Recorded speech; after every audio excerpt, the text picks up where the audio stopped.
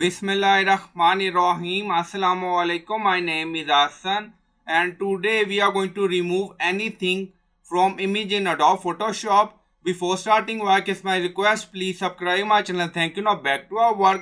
So you can remove object, subject, any person from image in Adobe Photoshop. So this is our image. So we are going to remove this person from this image. On left side you see multiple options. Now select this and then right click on it and then you see remove tool. Now select remove tool.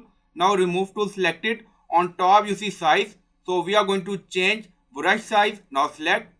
Now you see, so you can set size according to requirement. So we are going to select this person from image. Now select it. Now you see,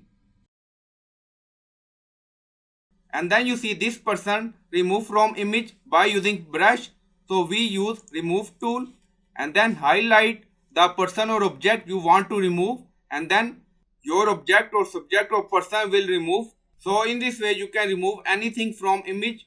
So I hope you like this video. Please like, comment, share, subscribe. Thank you for watching.